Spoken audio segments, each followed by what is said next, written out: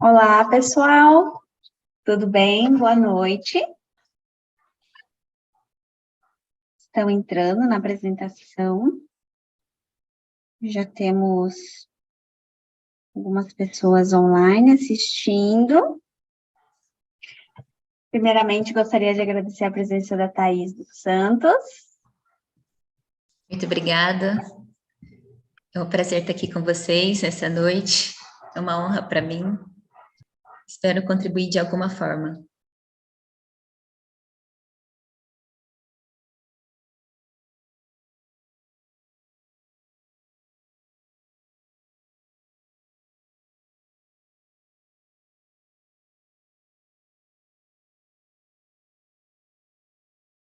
Dani, seu áudio está fechado.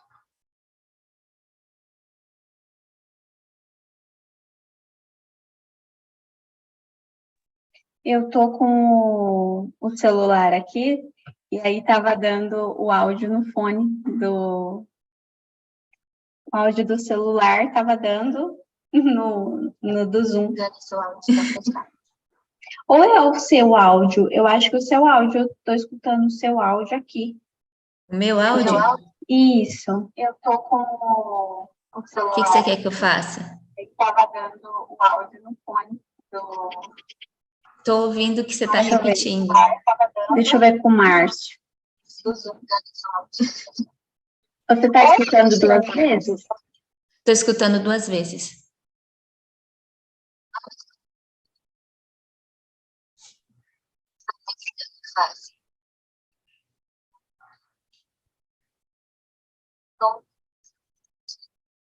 Deixa eu ver com o Márcio.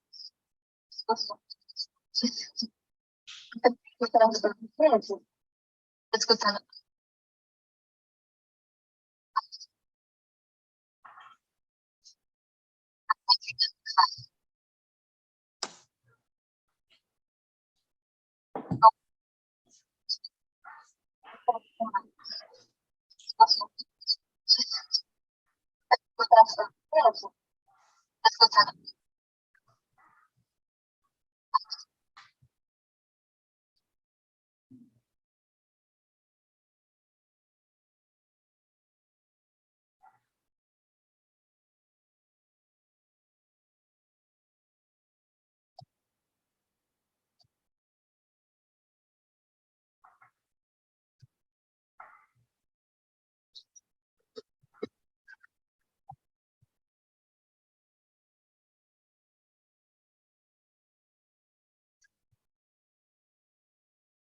Thaís, vamos testar agora, ver se vai dar certo.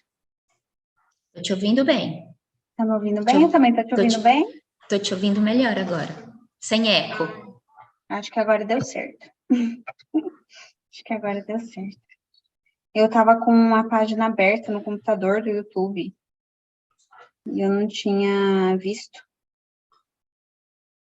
Mas agora eu acho que tá ok. Bom, vamos iniciar então. Nosso segundo dia da Semana da Produção Sustentável, dos cursos Engenharia Ambiental e Sanitária, Engenharia de Produção e Gestão Ambiental. Agradecemos a todos os alunos presentes, agradecemos os professores, os colaboradores da Unigran EAD também que estão assistindo, nos prestigiando, e agradeço principalmente a Thaís, que aceitou o convite para vir aqui dar uma fala sobre a biorremediação, que é um assunto muito importante para todos os profissionais da área ambiental, os profissionais da engenharia como um todo. É um assunto que está em alta, uma pesquisa que está em alta, né? A busca por novos meios de tratamento de águas residuárias, então será muito importante a fala da Thaís. A Thaís, ela é tecnóloga em biocombustíveis pela FATEC São Paulo, ela é mestre em engenharia mecânica e, atualmente, ela faz doutorado em engenharia mecânica pela Unesp. Isso, Thaís? Isso, é isso mesmo. Então, Thaís, sinta-se à vontade, tá? Qualquer coisa, estaremos aqui.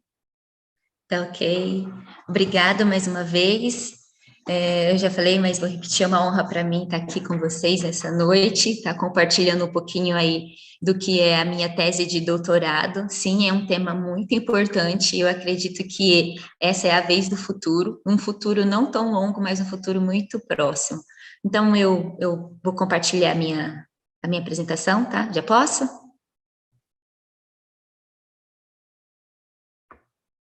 Aqui.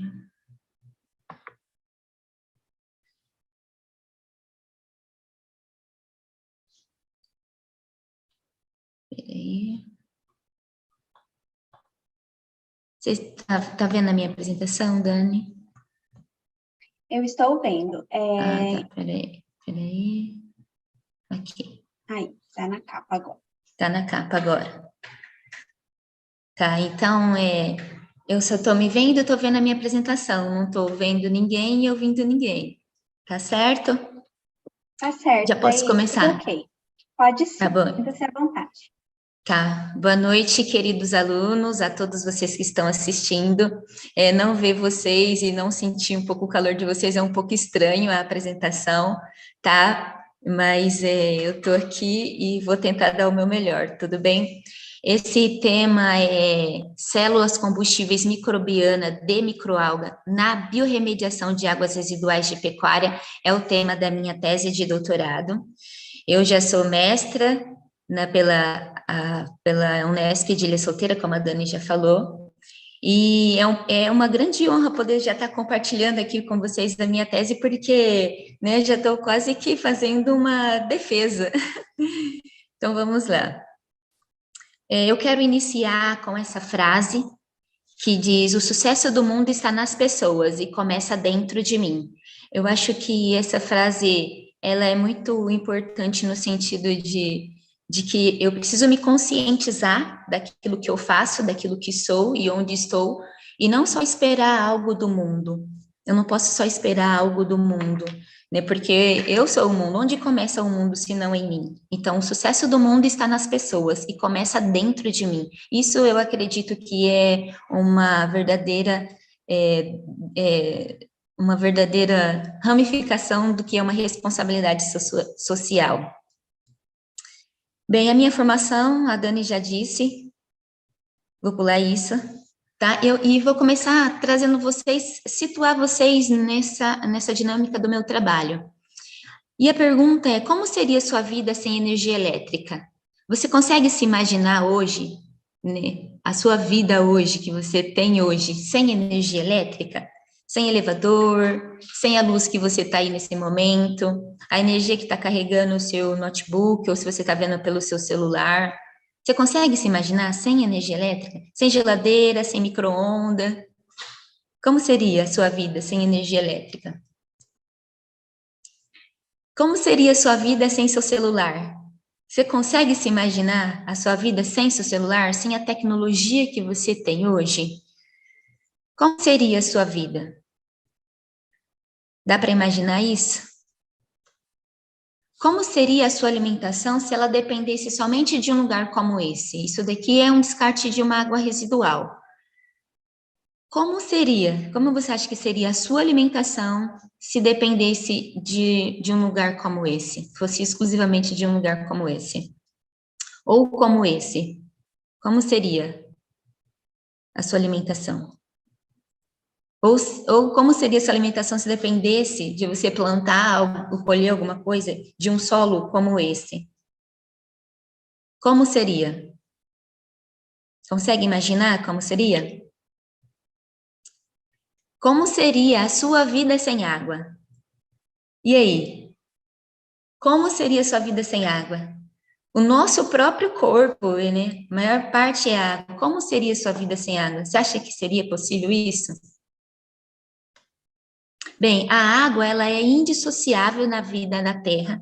É uma condição essencial à fixação de população e ao desenvolvimento de todas as atividades humanas. Nesse caso, a gestão de águas residuais ela se faz muito importante e tem sido uma preocupação crescente no mundo.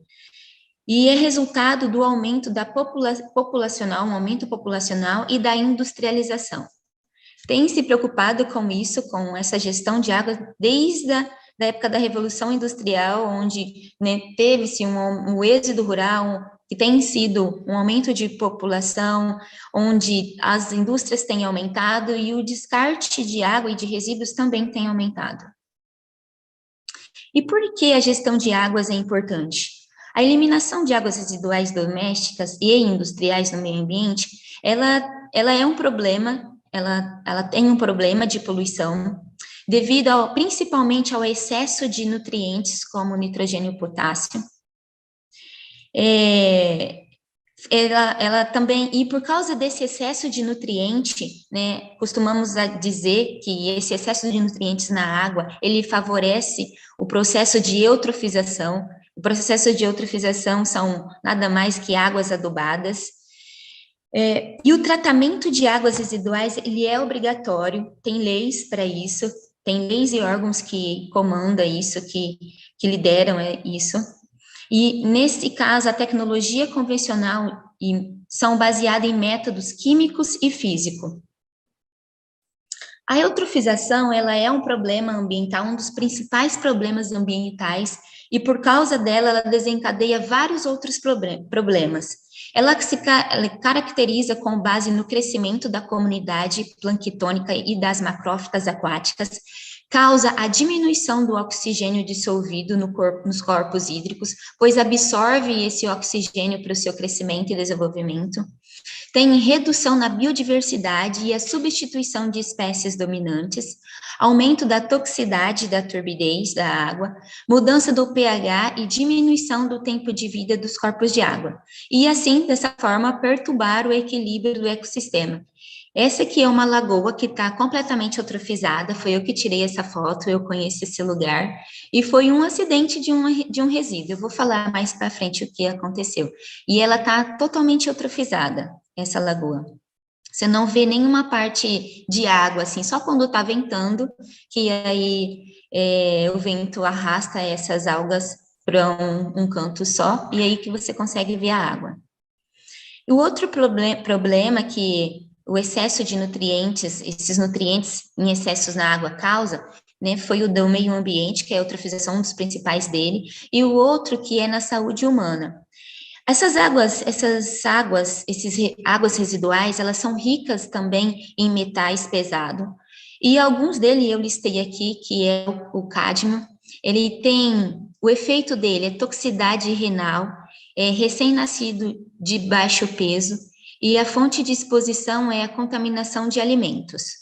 O crômio, o efeito que ele causa em nós, na saúde humana, é a dermatite, né? São coceiras pela pele, couro cabeludo, e também é por contaminação de alimentos. O outro que eu listei é o chumbo, ele interfere na produção da hemoglobina, pode causar disfunção renal e retardo mental, aborto espontâneo, deficiência neurocomportamental. E a fonte de exposição é por contaminação de alimentos ou por ingestão da terra. Isso aqui pode estar, ou contato, né? Pode então estar diretamente em nós, ou nós podemos ter acesso com a água ou com os alimentos, no caso da técnica da fertirrigação. Aqui são algumas rotas de exposição dessas águas residuais, como ela pode chegar até nós.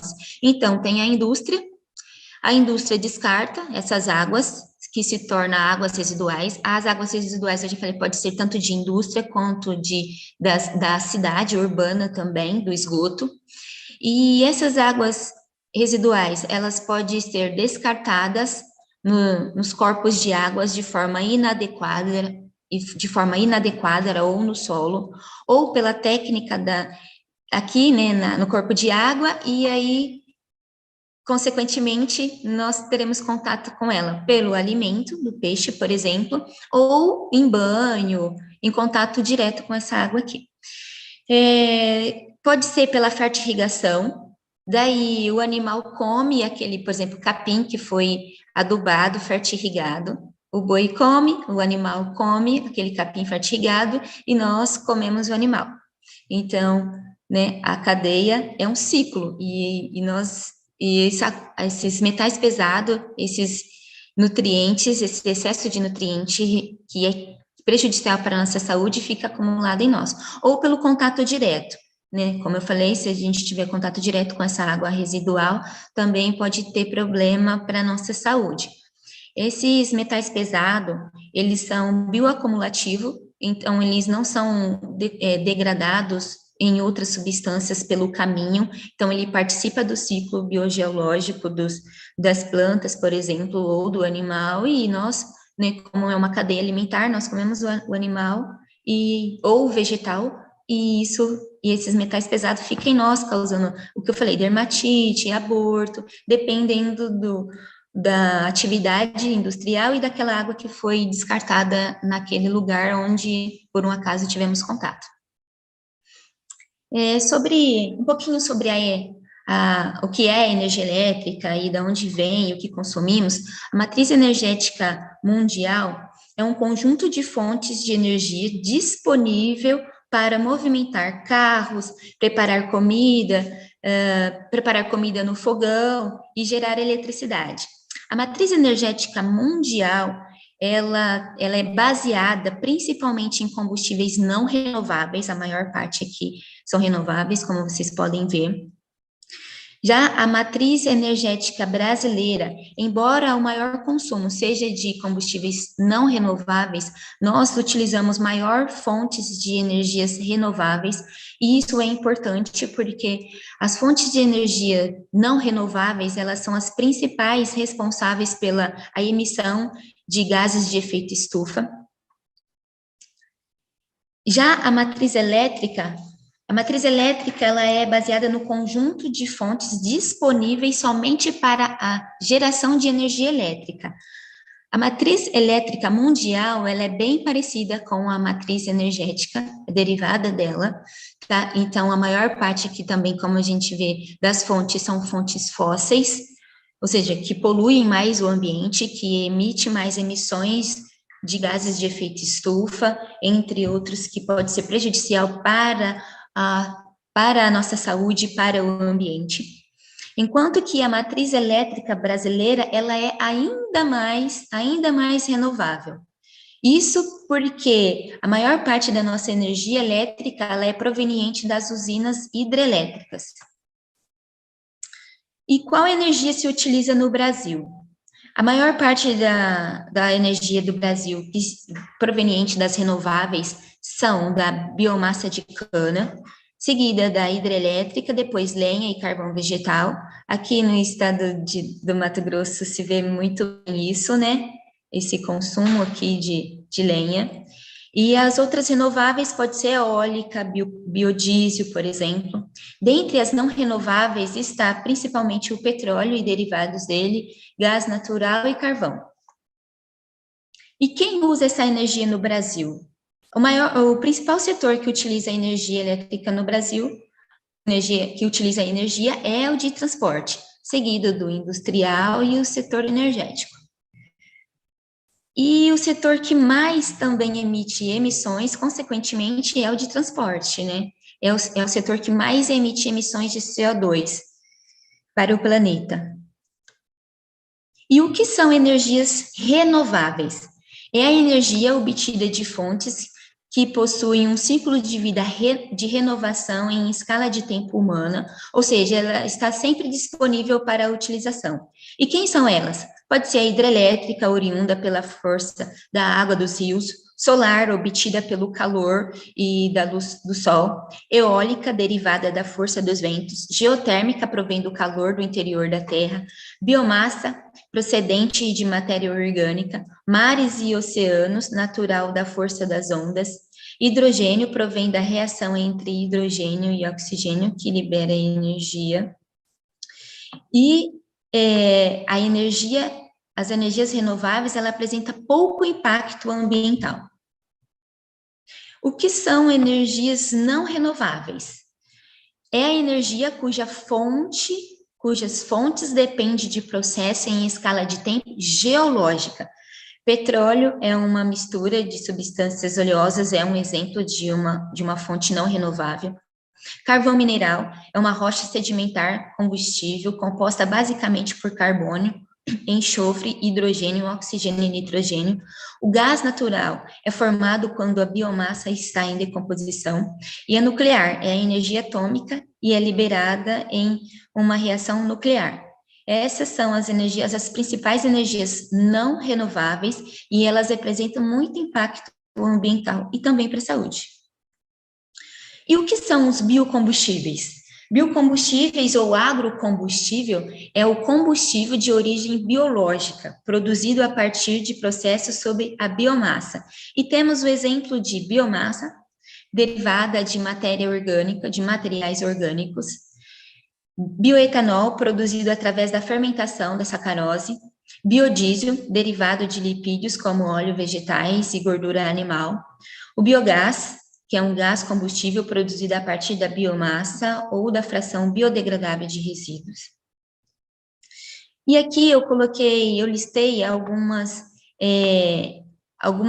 porque os biocombustíveis, eles são classificados em gerações. E aqui eu listei algumas gerações para vocês sintonizar e ter alguma ideia do que é isso.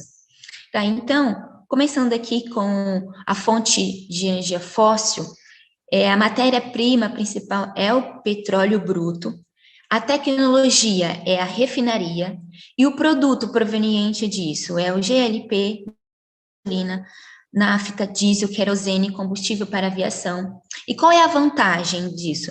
Alta eficiência energética, tecnologia estabelecida e desenvolvida, facilidade de transporte, isso é um ponto muito importante. E a desvantagem? Contribui para o aumento do efeito estufa, crises econômicas, diminuição das reservas não renováveis. E aí, a partir disso, né, tem-se as gerações de combustíveis renováveis. Primeira geração são os óleos vegetais, milho, girassol, cana-de-açúcar, e tem várias outras matérias-primas também.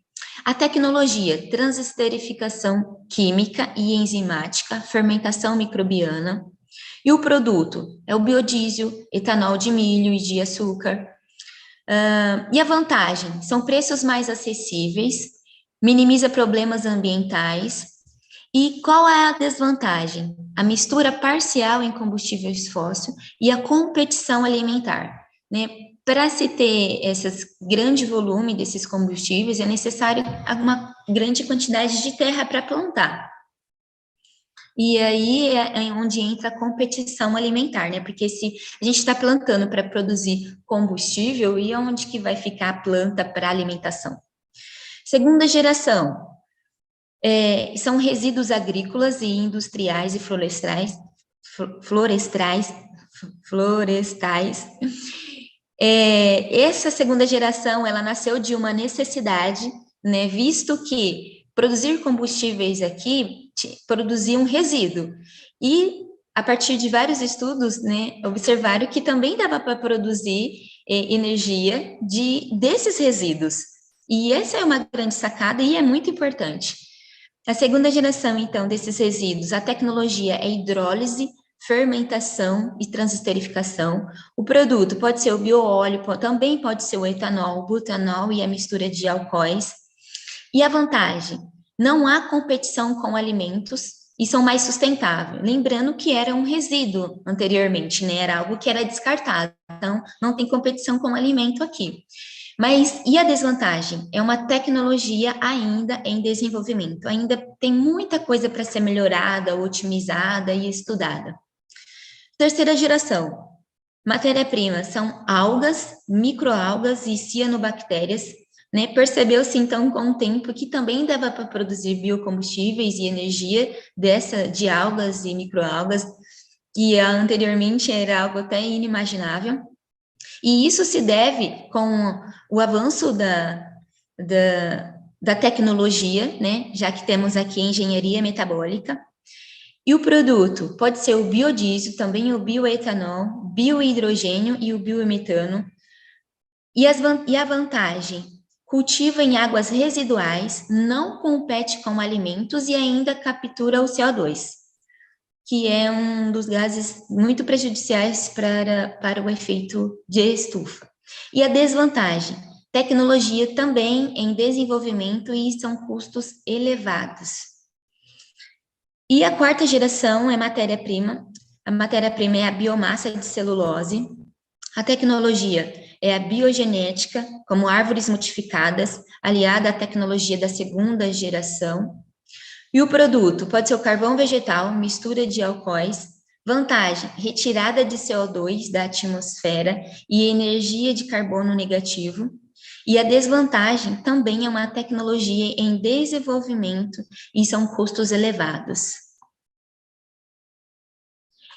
Bem, dando uma maior ênfase aqui sobre o meu trabalho, né, que eu vou utilizar, nós estamos utilizando a microalga como um agente de remediação.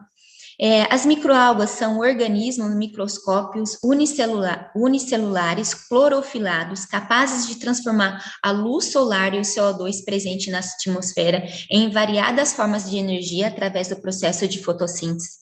Tem a capacidade de crescer em águas residuais ricas em nutrientes, e isso dá a ela, né, dá a ela um glamour aos olhos. Juntamente ao sequestro de dióxido de carbono, pensa, vou estar retirando um gás que é nocivo à saúde, ao mesmo tempo que eu vou estar aproveitando um resíduo. Isso é algo que nos faz olhar para ela e falar assim, nossa, eu preciso ver o que é que ela tem para nos oferecer. E uma das vantagens dela também é a redução de nutrientes em excesso, porque ela cresce nessas águas ricas em nutriente, ela cresce nesses ambientes, então ela reduz esses nutrientes em excesso. São adequadas para o tratamento biológico de águas residuais, porque são tolerantes a ambientes extremos. Elas crescem em diferentes faixas de temperatura, de pH e intensidade luminosa, e isso se deve por conta da vasta diversidade que elas possuem. A biomassa produzida pode ser empregada como matéria-prima para a produção de biocombustível, produção de fármacos, alimentação humana e animal. Falando um pouquinho sobre as células combustíveis microbiana. A célula combustível microbiana, ela baseia-se na capacidade de determinados micro-organismos eletricamente ativas oxidarem a matéria orgânica. Esses micro-organismos, eles ficam concentrados aqui em uma câmara chamada de ânodo. Então,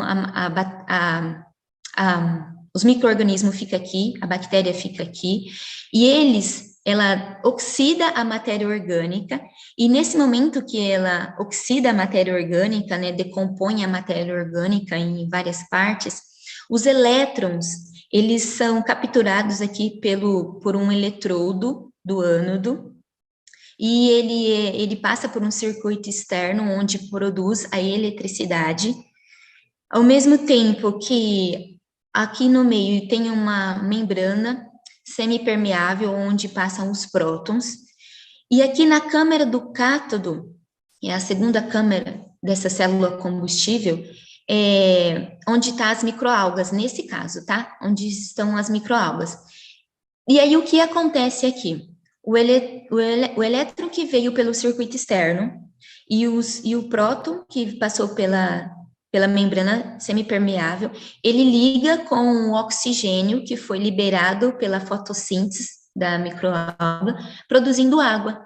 E isso é uma das vantagens da célula combustível microbiana, porque tudo isso está acontecendo ao mesmo tempo.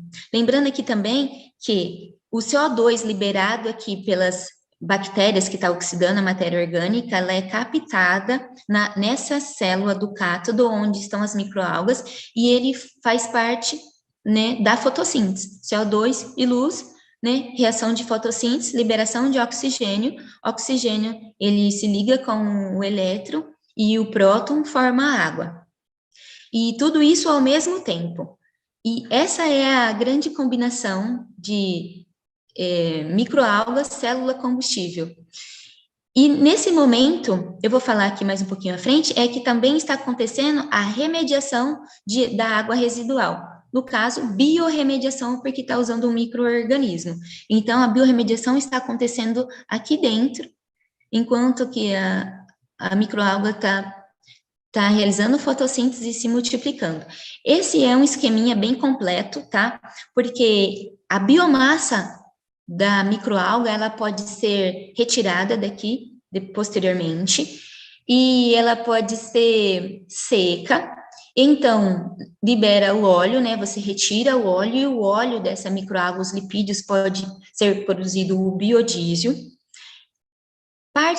Aí a parte da matéria orgânica, ela é pré-tratada e ela pode voltar aqui para a câmara do ânodo como um substrato, como uma matéria orgânica para ser degradada novamente, ou para ser degradada como uma matéria-prima. Interessante, né? Muito curioso isso. As células combustíveis microbianas, elas têm a vantagem de converter diretamente a energia química em energia elétrica, reduzindo as perdas nas conversões eletromecânicas, como no caso dos motores a combustão. Tudo isso está acontecendo ao mesmo tempo, produção de biomassa e produção de eletricidade. A biorremediação, como eu já citei um pouquinho anteriormente, então é um processo cuja ela utiliza de organismos vivos, como micro-organismo, algas verdes, plantas, etc. A biorremediação, ela são utilizados para reduzir ou remover contaminantes no ambiente. Ela tem a capacidade de transformar quimicamente uma substância, esse processo. Tem o objetivo de promover a restauração do equilíbrio ecológico e proteger as espécies, preservando a cadeia alimentar, trazendo, então, benefícios ambientais e econômicos. E isso, a biorremediação, as células combustíveis microbiana e a tecnologia da microalga, ela forma, então, uma sinergia de tecnologia. Este processo ele é atraente, pois a biomassa de microalgas pode ser produzida usando águas residuais, constituindo um processo potencialmente vantajoso, integrando tanto o tratamento de efluente como a produção de energia ao mesmo tempo. É importante ressaltar que o uso de microalgas para matéria-prima para a produção de bioeletricidade, ela surge como uma proposta de diversificar e agregar competitividade de culturas na matriz energética brasileira, e ao mesmo tempo que constitui uma fonte limpa de energia e que não prejudica o meio ambiente. Dentre os objetivos desse trabalho, dessa nossa pesquisa, está em estudar experimentalmente a aplicação biotecnológica de microalgas para a biorremediação de águas residuais, produção de bioeletricidade e biomassa simultaneamente, utilizando a tecnologia de células combustível microbiana.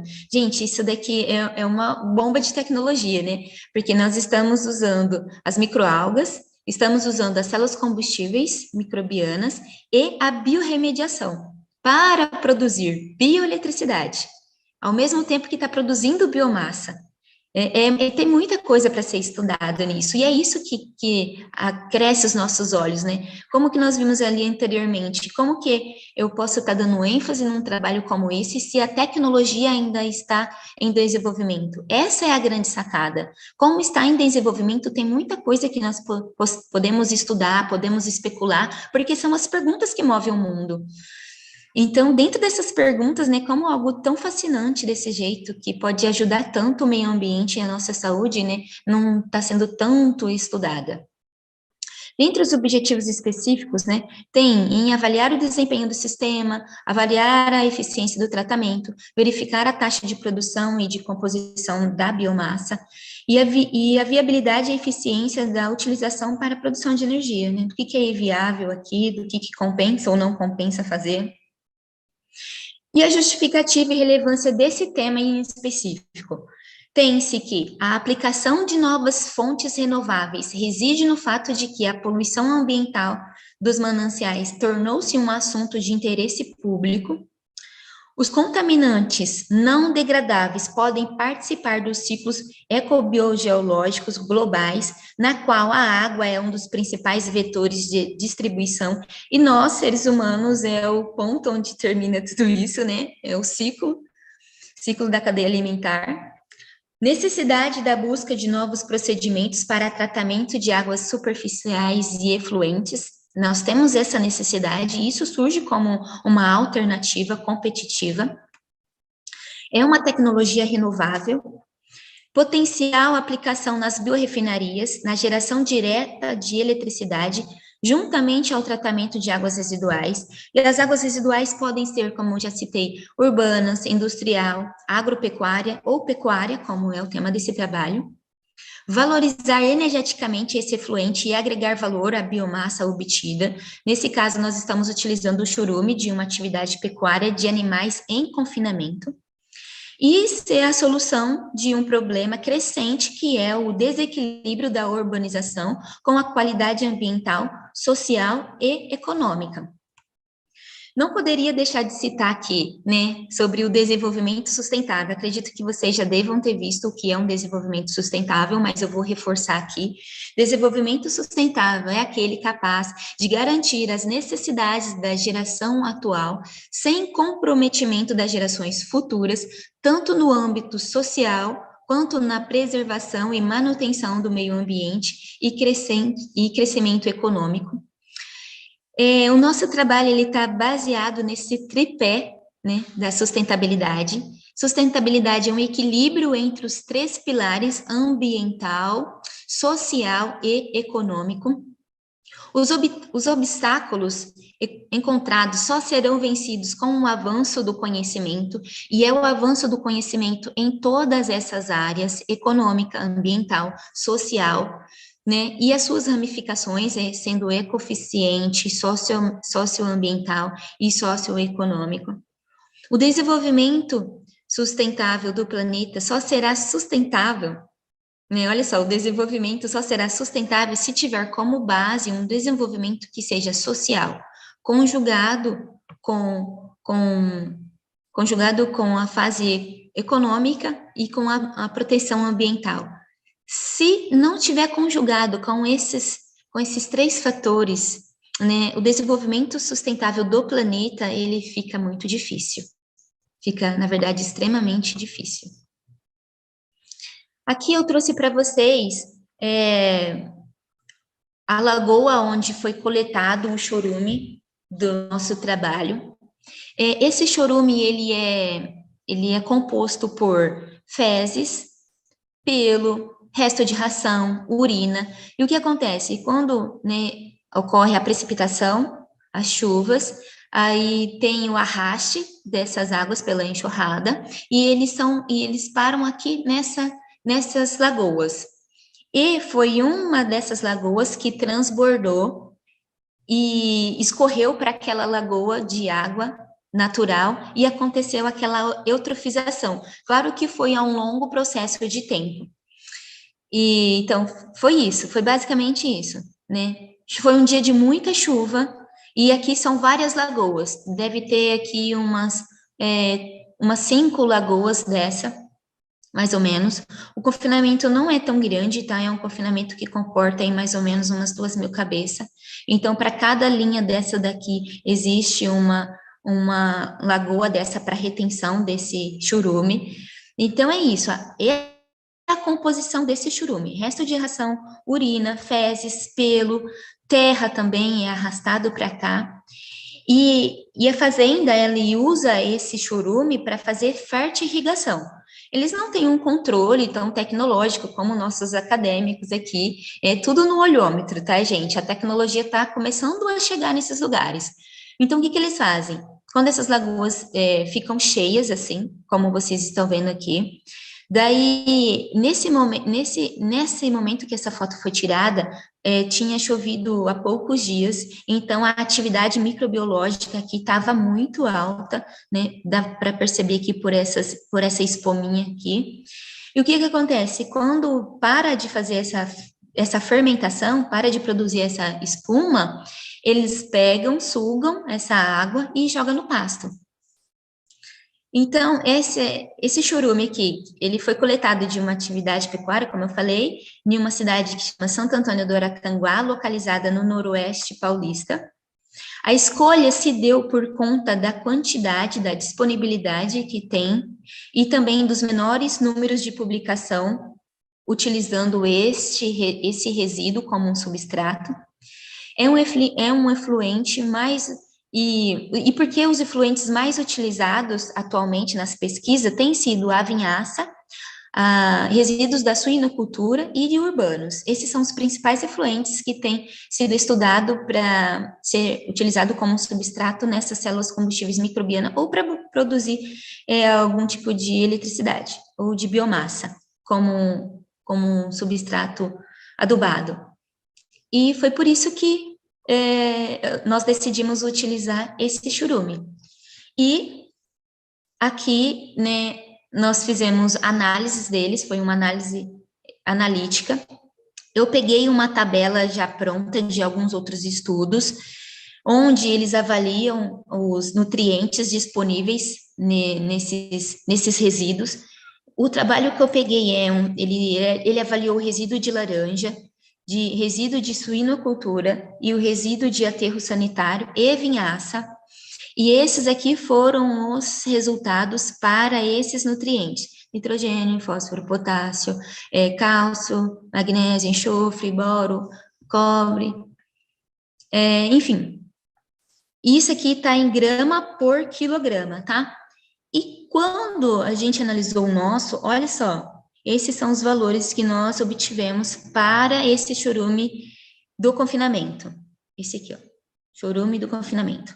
Então, né, dá para perceber aqui que ele está bem concentrado e que ele tem muita disponibilidade de nutriente. No entanto, que nessa fazenda, quando eles pegam esse chorume e eles jogam no pasto como fertirrigação, o resultado, assim, é estrondoso. Eu não consegui nenhuma foto aqui para poder mostrar para vocês, mas o resultado é muito eficiente, né? A qualidade do pasto em relação à folha, a cor, é absurdo de ver. E aqui está o resultado, né? E esse resultado aqui também é uma das dificuldades de usar um resíduo, porque você percebe a discrepância de um para o outro, né? Então, isso daqui é uma dificuldade de usar esses resíduos, porque quando determinada cultura, você precisa balancear, né, esses nutrientes para que a cultura que está sendo beneficiada, ela possa utilizar de uma maneira bem completa. Bem, esse daqui é uma configuração esquemática que vai ser do que é o nosso trabalho, tá? Então, aqui tem a célula combustível microbiana e ela está ligada a basicamente todo um aparato desse daqui, ó. E por que isso aqui é importante? Ele é importante a utilização desse sistema para aquisição de dados, né? Ao mesmo tempo que ela está aqui sendo trabalhada, produzindo eletricidade na sua atividade, ela está sendo analisada. E esse monitoramento contínuo, preferencialmente em tempo real, ele permite a avaliação da situação do que está sendo estudado, nos dá a capacidade de verificar se todos os parâmetros estabelecidos, eles estão sendo alcançados e fazer algumas medidas, algumas correções, alguns ajustes e melhorar e ser otimizado. Essa supervisão constante de dados ajuda no desenvolvimento da tecnologia para que ela seja plenamente entendida. E isso aqui que é o fascinante também dessa tecnologia, porque ela é uma tecnologia multidisciplinar, né? Tanto a área biológica quanto a área da engenharia, de modo geral, ela está, né, escrita aqui, ó. É uma área multidisciplinar, é um trabalho multidisciplinar. E o que nós já podemos, né, concluir de tudo isso que a gente já pesquisou, né? Várias literaturas foram lidas, vários artigos. Quais são as considerações finais, então? Não existe substituto para a água, não há plano B para o planeta, é preciso mudanças nos padrões de consumo e de produção atual, é preciso debater para achar soluções e novos meios de produzir, viver e desenvolver com qualidade.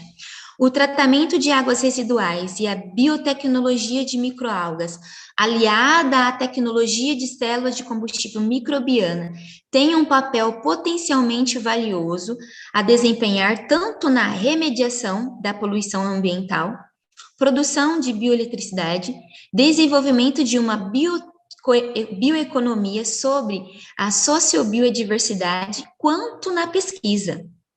E para a célula de combustível microbiana, a grande trave ainda, a grande dificuldade está nos custos operacionais. É um desenvolvimento muito muito caro, é uma pesquisa muito cara devido aos elementos utilizados serem caros, e melhorar no desempenho e a familiarização com a comunidade, né? Da comunidade conhecer mais essa tecnologia, que ainda não é tão difundida no meio, na comunidade, para as pessoas comuns, assim. É mais a comunidade acadêmica que tem esse conhecimento. E eu quero finalizar com essa frase, né, chamando a sua atenção para isso. Você não está aqui a passeio, tenha um propósito, saiba o que quer e não desperdice sua vida. Você não está jogado aqui nesse planeta de qualquer jeito, você faz parte desse sistema. E, assim, o desenvolvimento de novas tecnologias, né, o reuso, reutilização, tudo isso depende de mim e depende de você. Porque lembra como eu iniciei essa apresentação? O sucesso do mundo está nas pessoas e começa dentro de mim. Quando eu entendo que eu faço parte de um sistema, eu trabalho para ele. Ainda que seja a minha parte, eu posso fazer o possível, mas eu posso fazer o meu melhor. Eu posso fazer o meu melhor na hora que eu estiver me alimentando e não permitir que sobre tanto resíduo, na hora que eu estiver bebendo, não jogo descartar de qualquer forma os meus descartáveis, latinha, garrafa, enfim.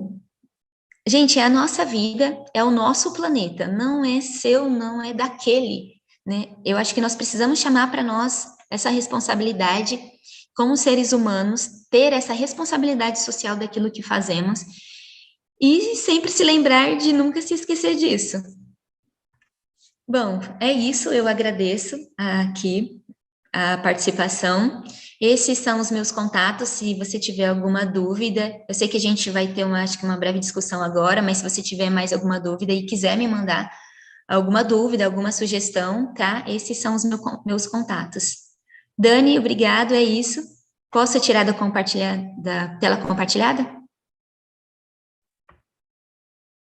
Pode sim, Thaís. É. Parabéns, Thaís. Muito interessante a sua pesquisa. É uma área nova, né? É um assunto importantíssimo. Sim. Foi feita aqui algumas perguntas no chat.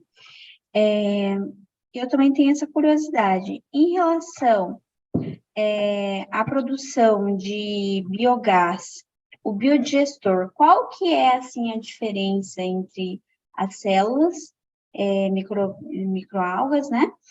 Com o biodigestor, qual seria mais eficiente? Você tem algum estudo comparativo sobre o biodigestor e sobre essa nova tecnologia?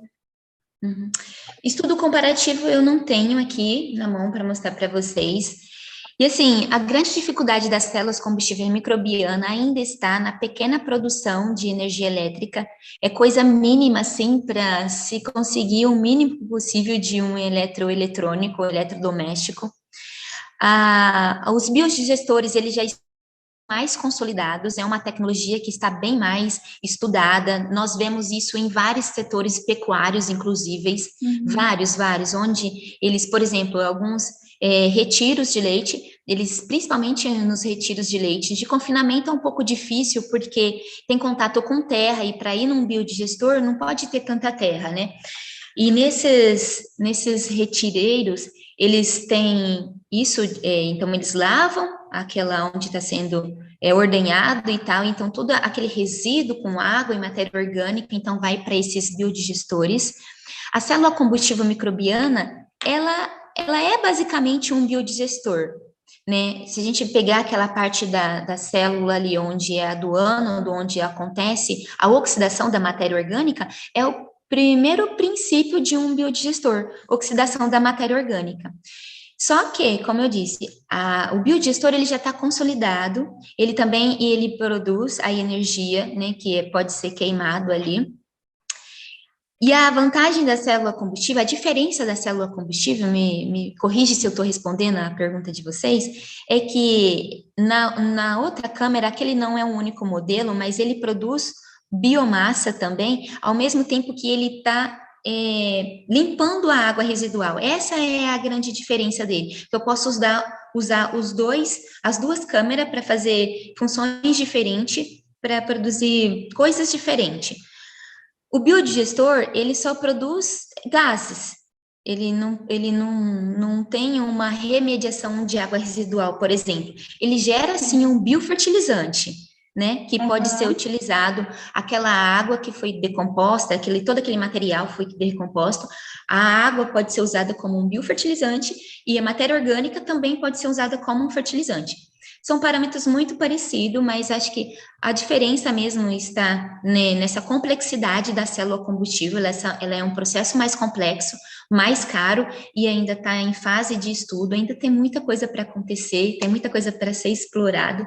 E o biodigestor já está bem consolidado, assim, muitas pessoas usam, muito sítio, conheço vários deles que já têm essa aplicação. E assim, funciona muito bem, porque ele está fazendo a atividade dele principal, por exemplo, que é o leite, e aí aquela energia que está sendo produzida ali está sendo revertida para o próprio funcionamento do maquinário. Então, isso é muito bom. Sim, Vê se eu aqui respondi a no, pergunta. no estado nós temos várias propriedades de suinocultura, aviário, Sim, e o sim, biodigestor é uma solução que é sim, adotada pela maioria, né? sim, muito Tanto uma viável. solução para destinação dos resíduos, quanto para produção de energia. Então, é Sim, uma solução ecoeficiente, é né? coeficiente, sim. Mais e melhor com menos resíduo e menos custo, né? Isso. E você acha que essa nova tecnologia, ela vai, assim, ser aplicada a curto, médio prazo, ou você acha que por questões dela ser cara, não ser viável por enquanto economicamente, né? Pensando assim nos Uhum. pequenos produtores, Sim, como a gente sim, citou aqui, nas sim, propriedades de estrutura, aviário, eles conseguirem adotar essa técnica, né? Porque, como você falou, o diferencial dela é descontaminar águas, né? Então, sim, isso o biodigestor não faz. não Então, é faz. algo que é legal, né? Que é bacana, mas se não for viável, é muito Sim, difícil ser é muito implantado. Você difícil ser acha implantado. que tem aí alguma perspectiva de aplicação dessa técnica mesmo? Aham. Essa é um dos nossos maiores questionamentos, e como que nós ainda estamos gastando tanto tempo com essa tecnologia que é tão cara, né? Que assim, hoje ela é inviável para um pequeno produtor, até para um grande produtor ainda, né? Isso é uma atividade que ainda é inviável. Né? Existe muito estudo para ser levantado, e assim, eu sinceramente acredito que isso será opções do futuro. Mas assim, e hoje também acreditando que nós estamos avançando assim em tempo-luz, né, na nossa tecnologia, né? Um iPhone hoje ele já está ultrapassando o de ontem e o da manhã já vai ser outro. Acredito que essas são as tecnologias de todos os setores, né? Hoje tá top, mas amanhã é outro nível. Então, assim, é difícil mensurar, mas quanto a mim, Thaís, tá? Quanto a mim, Thaís, eu acredito que ainda é do futuro, um futuro um pouco longo, talvez, um pouco longo, mas vai depender muito também da comunidade que nós temos, da comunidade de pesquisa. O quanto de ênfase vai ser dado para isso, sabe? Assim como o quanto de ênfase foi dado para o biodigestor logo que ele começou a ser estudado. Aparecia algo assustador, né, algo inviável, porque nenhum daqueles antigamente tinha uma coleta de resíduos. O resíduo era descartado assim na terra e ia embora. Então, eles tiveram que mudar toda uma estrutura para adaptar isso, e isso vem com o tempo. Então, eu acredito que é coisa para o futuro, não um futuro próximo, mas talvez um futuro um pouquinho mais longo, sim. É inviável nesse momento para alguns para produtores, para atividades como suinocultura e tal, até mesmo para de confinamento, como nesse caso. Mas eu acredito que assim é uma forte competitiva para agregar mais diversidade para nós e melhorar as nossas condições de vida aí para um futuro.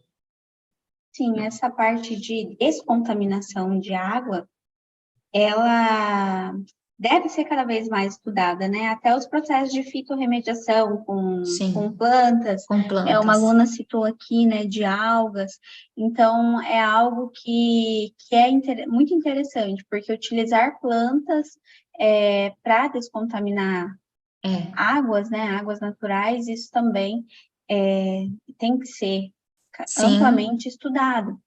Isso, né, a gente já sabe que tem diversas espécies aí que são utilizadas na fitorremediação. Sim.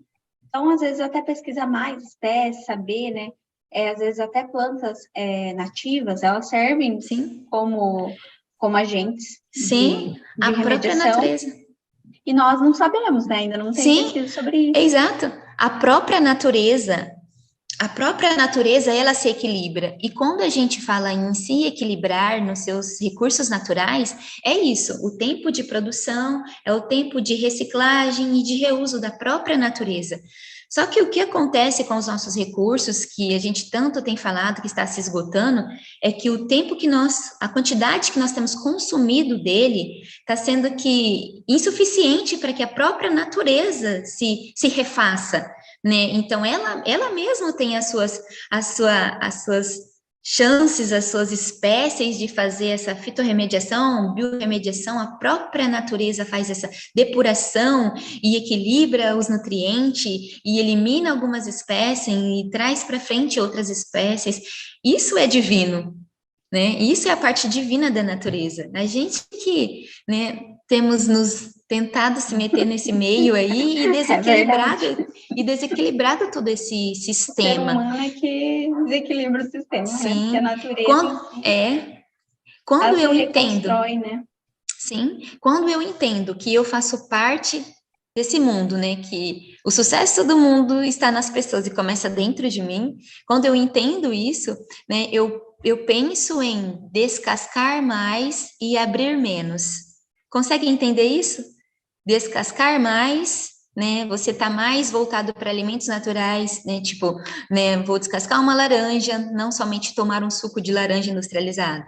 Né? Não estou falando dos setores, não estou falando nada disso, mas da gente equilibrar também um pouco a nossa forma de viver, né? Vou descascar mais e abrir menos. Eu acho que isso é um bom sentido de responsabilidade social. Isso mesmo, Thaís. Muito bacana aí essas palavras. Muito legal, né? Ter uma profissional, uma tecnóloga. Nós temos aqui o curso de gestão ambiental, que é tecnólogo em gestão ambiental. Legal. E é muito interessante escutar as suas palavras, né? Ver o seu estudo, né? Nessa parte de biorremediação, atuando em um programa de pós-graduação em engenharia mecânica, então é uma nova tecnologia aí, né? Sim. Então, a gente só tem a agradecer aí as suas palavras, viu? A sua participação. Com certeza, veio trazer aí boas informações e conhecimento para os nossos alunos. Vou dar uma olhadinha se alguém perguntou mais alguma coisa, mas o pessoal agradeceu, falou que a palestra foi excelente, ótima palestra. O pessoal gostou bastante, Thaís. Eu agradeço aqui a oportunidade. É um tema ainda novo para mim, né? Sou formada em tecnologia em biocombustível. Na faculdade, eu vi muitos biocombustíveis, muitos combustíveis. Eu vi combustíveis fósseis, eu vi os biocombustíveis, mas eu nunca ouvi falar na minha faculdade, que foi em 2012 eu concluí, sobre biorremediação e sobre célula de combustível.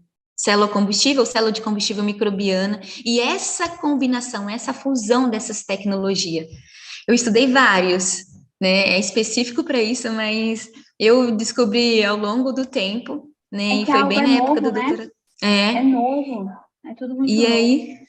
E assim, então, é um assunto que eu ainda estou me familiarizando também, são muitas perguntas, eu tenho muito mais perguntas, apostem isso, eu tenho muito mais perguntas do que resposta, né, e a grande questão sempre cai nisso, como que eu posso estar, né, empenhando tanto tempo de um doutorado numa pesquisa dessa, será que ela vai contribuir alguma coisa para o futuro? Será que alguém algum dia vai lembrar do meu nome, que foi pesquisado isso, né? Ou vai cair no mar do esquecimento?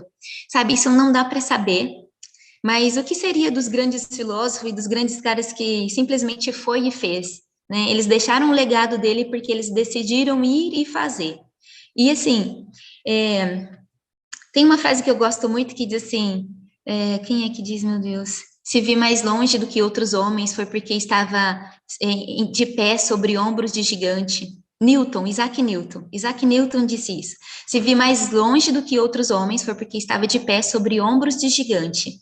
Então, ele não viu tudo aquilo que ele fez como algo que ele mesmo descobriu, mas ele foi pegando, né, um pouco de conhecimento de todos os grandes homens que vieram antes dele.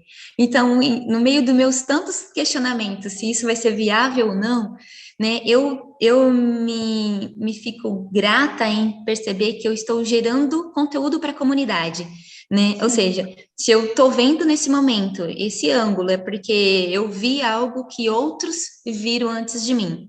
E a minha maior expectativa é que outros vejam o que eu ainda não vi. E eu acho que é essa a nossa cadeia e o nosso trabalho como pesquisadores. Se você conseguir responder uma das suas perguntas, já vai deixar uma resposta para os próximos, né, que Sim, vierem após exatamente. você. É E isso vai aí. engrandecer o trabalho e assim vai, né? Assim que se Sim, faz ciência. assim que se faz ciência. Justamente, Dani, eu concordo Respondendo com você. perguntas, É isso aí. É isso. É isso. cobrindo novos conceitos e respondendo perguntas, né? Sim, Mas muito exatamente. legal, Thaís. Espero que a sua pesquisa dê tudo certo.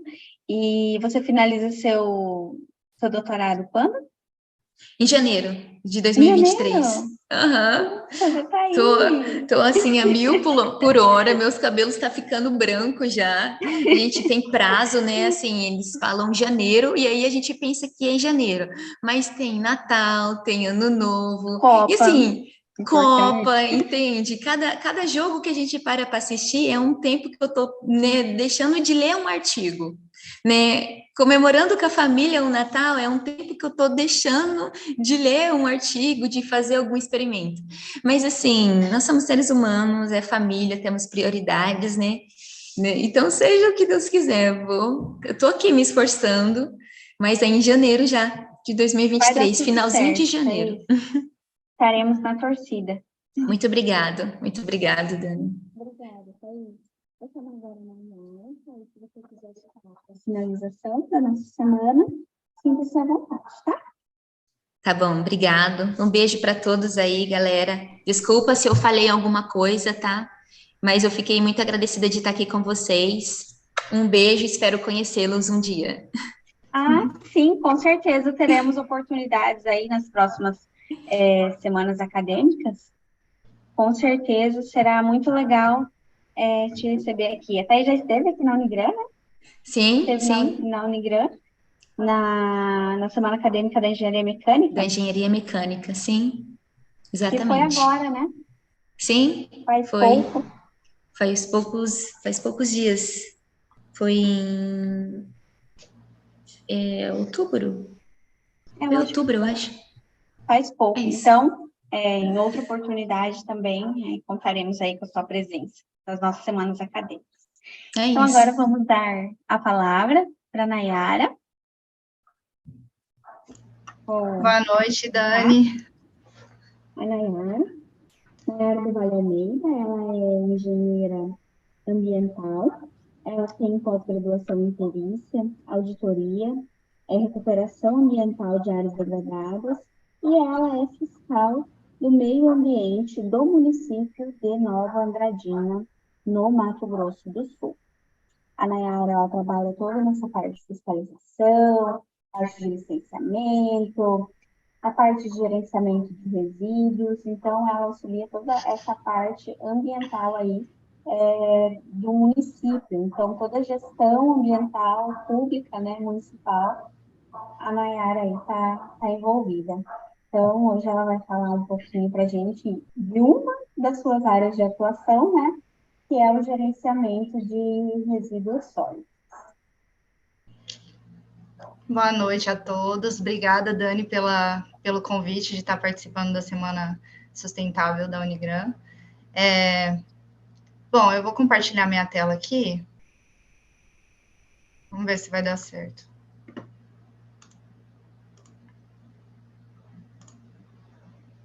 Deu certo? Tá aparecendo? Tá sim, né? Então tá, vamos começar. Bom, como a Dani disse para vocês, o título da minha palestra é O papel do engenheiro ambiental na gestão de resíduos sólidos.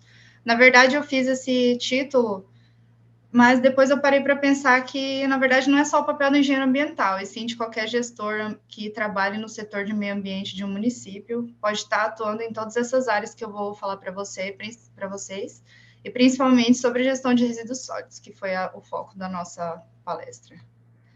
Aqui a minha formação, como a Dani já disse, eu tenho pós-graduação em perícia e auditoria e em recuperação ambiental.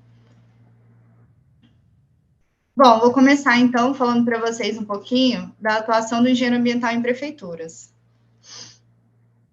Como a Dani disse, eu sou concursada como fiscal de meio ambiente, engenheiro ambiental, desde 2016 na prefeitura de Nova Andradina. Então, a parte de fiscalização ambiental, cumprimento da legislação ambiental vigente, tanto no âmbito municipal, estadual e federal, que seja de competência do município, a gente faz.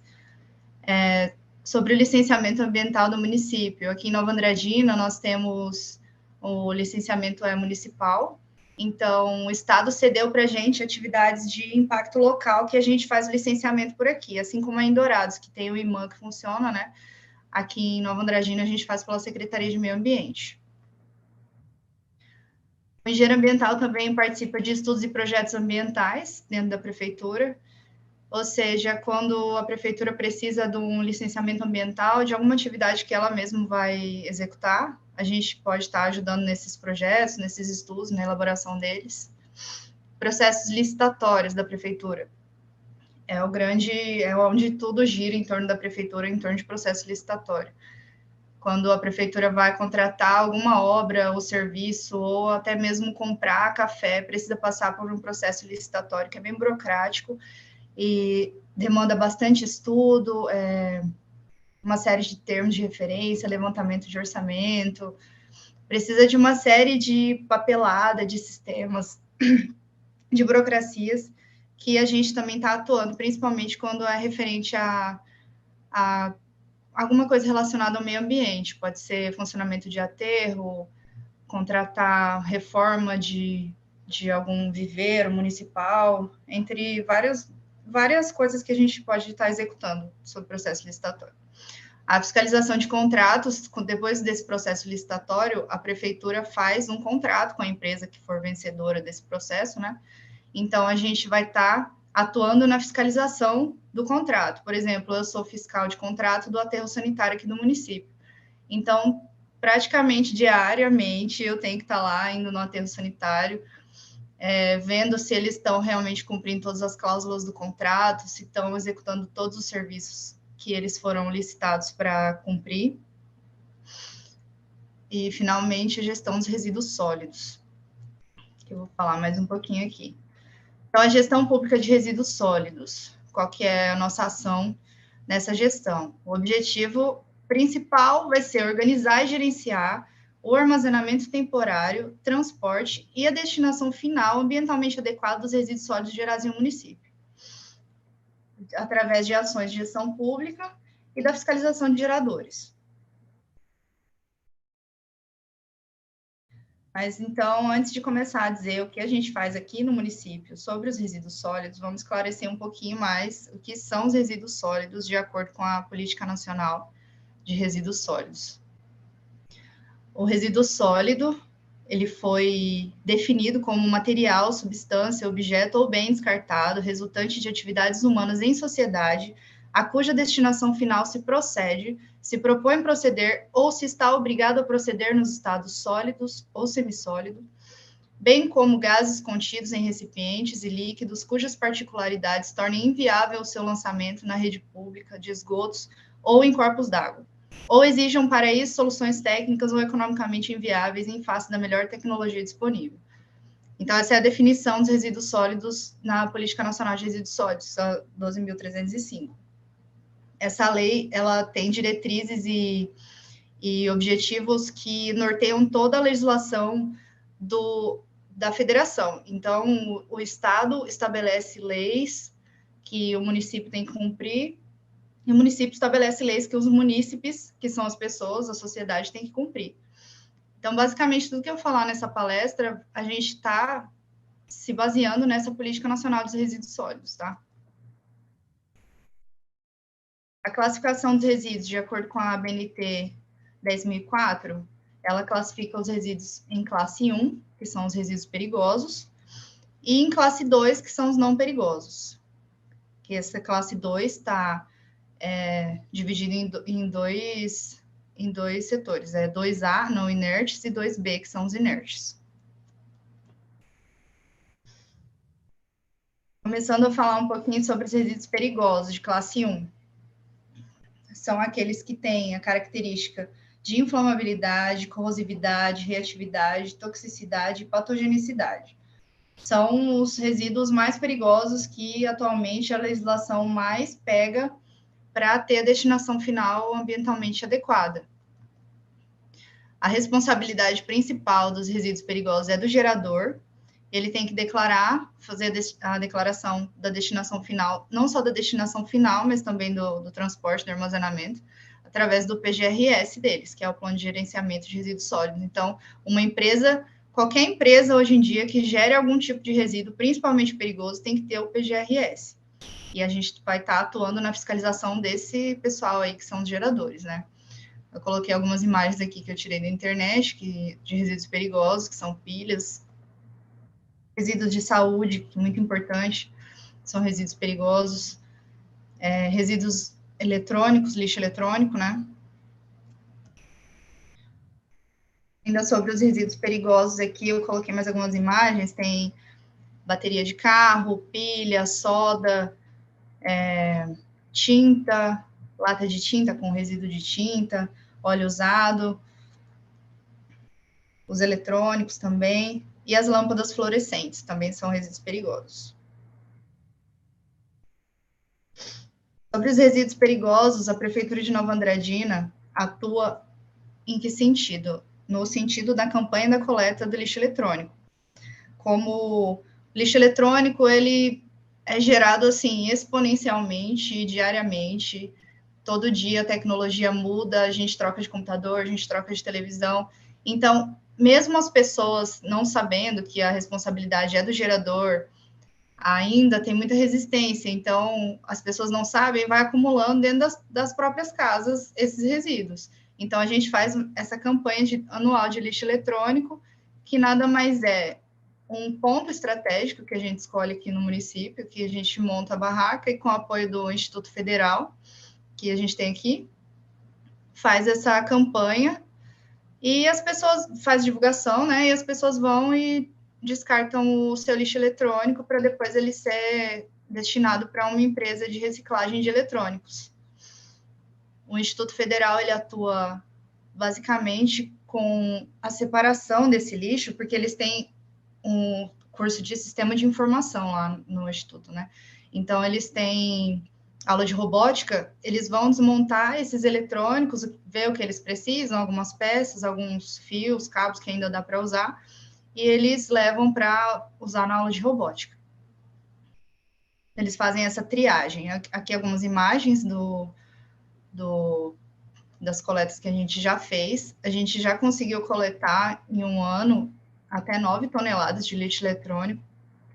Nova Andradina é uma cidade relativamente pequena, tem 56 mil habitantes, então, assim, 9 toneladas é bastante lixo eletrônico comparado a outros municípios, né? Aqui o caminhão, a gente vai, faz bastante divulgação, anuncia na rádio, passa carro de som, faz arte de divulgação no WhatsApp, no Instagram, no Facebook, e faz a divulgação nas redes sociais. A campanha de lixo eletrônico. Agora, um pouquinho sobre os resíduos não perigosos, eu vou falar. Que a gente faz. Primeiro, as características deles. Eles são aqueles resíduos que não apresentam as características que causam risco à saúde. São não inflamáveis, não tóxicos e não corrosivos.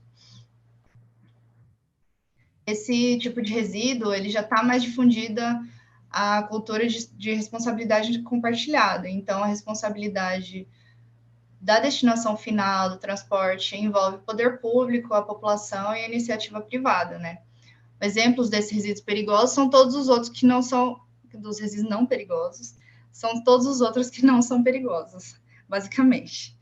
São os resíduos volumosos, a gente classifica aqui mais ou menos como volumosos, domiciliares, recicláveis, de construção civil. Algumas fotos aqui eu coloquei para vocês terem um exemplo de resíduos não perigosos. Aqui o lixo de frente de casa, o resíduo reciclável, e aqui um resíduo de construção civil.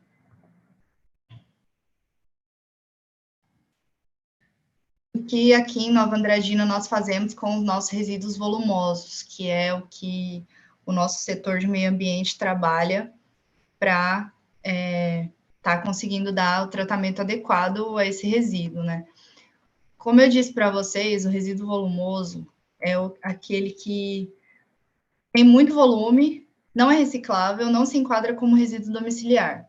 Então, vai ser sofá velho, vai ser caixaria, vai ser grandes armários, pedaços de móveis, esses tipos de resíduos que não podem ir para o aterro sanitário, porque diminuiriam muito a vida útil do aterro sanitário.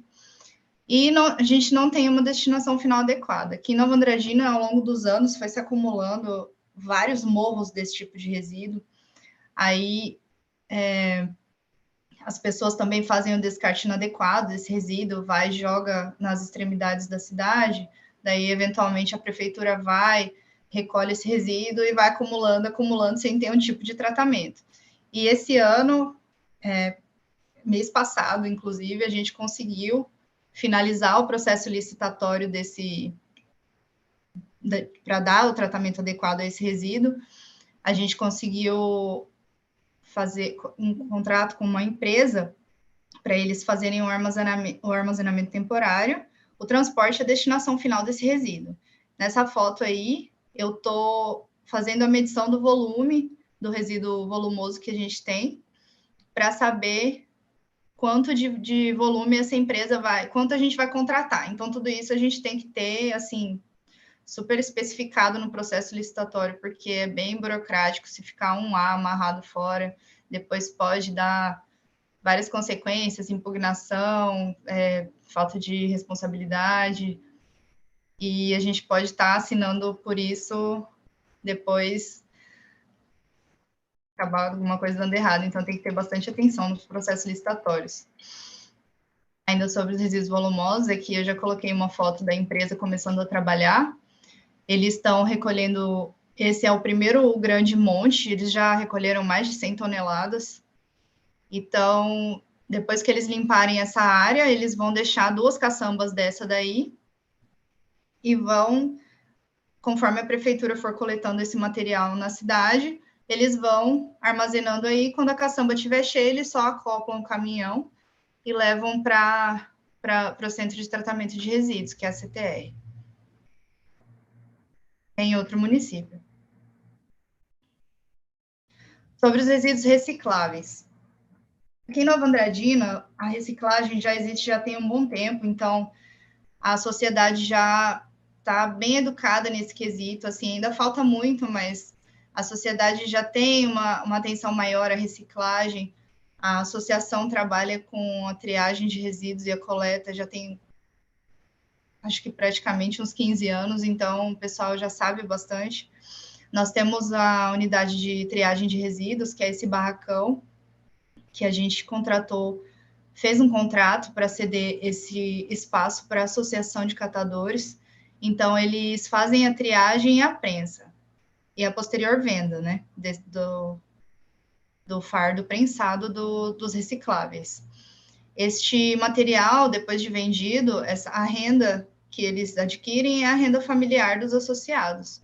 Então, a prefeitura atuou nesse sentido da reciclagem também, com a coleta dos recicláveis no município, que ela é feita pela empresa que foi licitada para fazer a gestão do aterro sanitário. Então, nós amarramos dentro do contrato do aterro sanitário, da operação, a coleta dos recicláveis também. Então, essa empresa, nós dividimos o município em vários setores, cada dia da semana passa por um setor, então cada bairro tem o seu dia da semana certinho para passar o reciclável. E todo o resíduo reciclável coletado, ele é levado para essa unidade de triagem, e a associação faz a separação certinha e depois a prensa e a posterior venda desse material. Eu coloquei mais algumas imagens da associação trabalhando no barracão. Esse barracão também foi recentemente reformado. Também foi a nossa secretaria, o nosso setor que teve que fazer todo o processo licitatório da reforma do barracão. Então, assim, uma obra de reforma do barracão, só porque é a reforma do barracão da unidade de triagem de resíduos, nós temos que participar também e assinar e correr atrás do processo que a gente tem responsabilidades. Aqui também é uma imagem dos fardos já prensados, né? Depois prontos para irem para venda. Essa foto é lá na unidade de triagem aqui de Nova Andradina.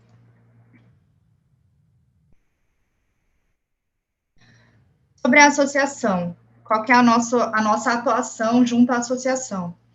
Isso também foi muito cobrado pelo Ministério Público do Estado e pelo Tribunal de Contas. A prefeitura tem grande responsabilidade com a associação de catadores, tanto responsabilidade social, quanto financeira, quanto tipo, assim, o que a gente fez aqui no município? A associação já existia, mas eles não eram regularizados. Nós trabalhamos no sentido de capacitá-los para eles conseguirem se regularizar, conseguir tirar o CNPJ deles. Só depois que eles estavam totalmente regularizados perante a Receita Federal, perante o Ministério do Trabalho, todos os órgãos que são exigidos, né, para uma associação estar regularizada, aí nós conseguimos fazer o termo de cessão de uso do local lá que eles trabalham. Então, agora eles conseguem diversas parcerias com empresas de fora, empresas de logística reversa, pelo fato deles estarem regularizados e emitir nota fiscal, conseguir fazer esse trabalho mais correto, né? Mais adequadamente, com mais dignidade também. A maioria dessas pessoas era catadores que faziam catação direto no lixão, na época que o lixão ainda estava ativo. Classe 2, resíduos não perigosos. Agora um pouquinho sobre os resíduos de construção civil. Aqui em Nova Andradina nós temos um aterro de construção civil, que nada mais é do que um buraco que a prefeitura tirava terra para obra pública. E como o resíduo de construção civil ele é inerte, ele não causa dano, ele não se decompõe, ele pode ser diretamente descartado no solo, né? Então, nós fazemos também o gerenciamento desse aterro de construção civil. Aqui uma imagem desse aterro, que são as caçambas das empresas que têm cadastro na prefeitura e podem estar descartando resíduo aí. Então, essas empresas deixam essas caçambas porque quando eles vão descartar o resíduo de construção civil, certamente não vai ter só resíduo de construção civil dentro da caçamba. Porque quando a pessoa contrata uma caçamba para uma obra, o vizinho vai lá, joga um saco de lixo dentro da caçamba, porque tá ali, grandão, mais bonito. Aí vai todo tipo de lixo para esse aterro. Depois que chegar lá, eles têm que fazer a separação, não pode destinar outros tipos de resíduos sem ser o de construção civil para esse buraco aí. E depois esses resíduos são encaminhados para a destinação adequada. Se for reciclável, vai para a associação, se for domiciliar, vai para o aterro sanitário. Agora eu vou falar um pouquinho sobre o aterro sanitário, que é a menina dos olhos da gestão de resíduos aqui de Nova Andradina. O aterro sanitário, eu falo menina dos olhos porque ele demorou muito para conseguir iniciar a sua operação, foi um processo muito burocrático, que ele já estava construído, a manta já estava no lugar, e como o processo licitatório é muito burocrático e é um processo caro, custoso, a operação de um aterro sanitário, foi demorando muito, e só com uma ação incisiva do Ministério Público de responsabilizar os gestores diretamente, que conseguiram colocar o aterro sanitário em operação. Hoje a gente está com o aterro sanitário operando já tem 3 anos, então a primeira célula já está quase cheia. Aqui dá para vocês verem nessa imagem aqui, a célula já está dessa forma aqui. Aqui eles vão colocando o lixo, né, compactando, e depois vão passando o maquinário aqui por cima com terra, vai cobrindo de terra para não ficar vetores. Então, essa aqui, a gente dá a destinação final adequada aos resíduos domiciliares. O lixo que é coletado de porta em porta tem uma destinação final adequada aqui no município, e é dentro do próprio município. Essa daqui, essa imagem aqui é da última lagoa de tratamento do chorume, desse lixo, a lagoa de maturação. Tem mais algumas imagens aqui do aterro sanitário que eu acho que vai dar para visualizar melhor. Essa daqui é outra imagem do aterro. Esses drenos aqui que você pode ver aqui que vocês podem ver aqui, são os drenos de chorume e de gás metano, que eles vão sendo operados, vão sendo construídos conforme o lixo vai avançando, né? Então, aqui esses bags são de empresas ou fazendas que são próximas do aterro daqui do município, que pedem autorização para estar levando o resíduo lá no aterro. Mais uma imagem aqui do lixo compactado, do horizonte do lixo, né?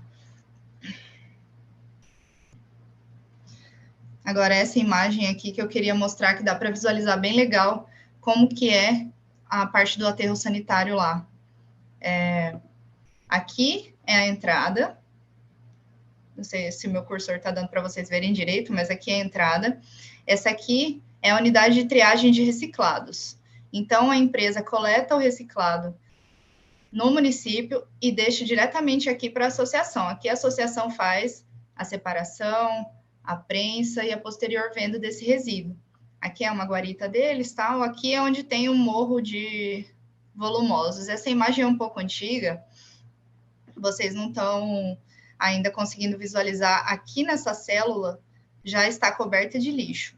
Aqui está com água agora, porque na época que ele terminou sua construção, como a manta já estava lá impermeabilizando tudo, então a água não tinha para onde correr. Depois, quando começou a operar essa célula, eles tiveram que drenar toda essa água antes de começar a colocar lixo aí.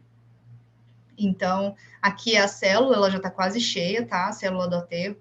Depois que ela estiver cheia, eles vão montar outra escadinha aqui para cima. Vai subir a pirâmide. Então, vai ter uma vida útil aí. O nosso aterro tem mais uns 9 anos por aí de vida útil, o nosso aterro. E essa área aqui do fundo, que vocês podem ver aqui marcadinho esse quadrado, é o antigo lixão de Nova Andradina. É onde por mais de 30 anos foi depositado lixo desordenadamente, de forma inadequada, diretamente no solo. Então, tem muito lixo aqui. Não se enganem por essa vegetação aqui cobrindo, que essa é uma área extremamente poluída de antiga área de lixão. Com a fiscalização ambiental, a gente também trabalha no sentido de fiscalizar essa parte do descarte inadequado de resíduos, né? Que apesar de nós sabermos muito bem qual que deve ser a destinação final do nosso resíduo, tem muita gente que a sociedade ainda, a educação ambiental, muitas vezes é falha, né, nesse sentido. Muitas comunidades da periferia, principalmente do município, eles preferem atravessar a rua e jogar o lixo no terreno baldio na frente de casa. Então, a gente atua nesse sentido. Aqui, eu tirei essa foto numa ação de fiscalização lá no lixão, na época que ele tinha acabado, a gente tinha acabado de encerrar a operação do lixão diretamente. Ainda tinha muito resíduo lá, e mesmo que não tivesse resíduo, as pessoas, e fosse totalmente proibido a circulação de catadores lá dentro, é proibido por lei federal, isso o Ministério Público e a Polícia Ambiental ajudou bastante a gente a conseguir sanar esse problema. As pessoas ainda continuavam indo lá E nessa foto aí vocês podem ver que eles até quebraram aqui o alambrado para conseguir entrar lá dentro, para conseguir catar cobre e ferro e alumínio que eles que tiverem à vista lá deles, pode ser reciclável também. E isso é um grande problema nessa área de lixão, porque os catadores vão e toca fogo no lixo para conseguir separar o que é mais valioso, que é o alumínio. Então, acaba alastrando fogo por toda a área. Nessa foto aqui, eu vou voltar um pouquinho, a gente pode ver que aqui em volta nessa área do entorno aqui do aterro sanitário, é tudo área de agricultura, é plantação de cana-de-açúcar.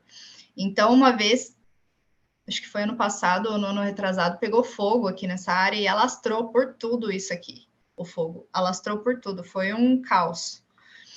Aí a empresa entrou com seguro, a usina de cana-de-açúcar entrou com seguro, tal, abriram BO, a prefeitura teve que responder, eu tive que ir lá na polícia responder o BO, que não foi culpa da prefeitura, né? Foi culpa dos catadores ilegais que ainda existem.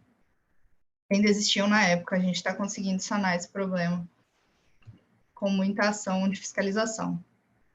Aqui é uma imagem de descarte legal em outro lugar, lá no município, que as pessoas vão e jogam, simplesmente jogam um pedaço de resíduo de reforma, de construção. Aqui tem mais algumas imagens, ó, volumosa, que vocês podem ver, sofá, armário, tem até reciclável, roupa. Essa aqui também, outra área. Ocasionalmente a prefeitura vai e limpa, né? Vai com maquinário e limpa essas áreas e vai e descarta tudo lá naquele morro de volumosa que eu mostrei para vocês no começo. Então, mas não adianta, porque algum tempo depois a população vai lá e suja de novo.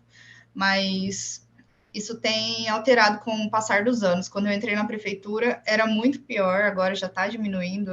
Isso eu estou tendo o prazer, a felicidade de conseguir estar vendo com meus próprios olhos. A educação do município está se alterando. Aqui uma ação de fiscalização que a gente fez para reconhecer como que a gente faz, né, na ação de fiscalização. Quando não é o flagrante da pessoa descartando ali na hora esse resíduo, a gente, às vezes, dá uma revirada ali no lixo para conseguir ver se encontra cópia de algum documento ou alguma assinatura, um nome de alguém, para ver se consegue ver a procedência desse lixo. Então, nessa foto aí está o meu colega nessa ação, inclusive a gente encontrou um recibo no nome de uma pessoa e conseguiu identificar de onde veio.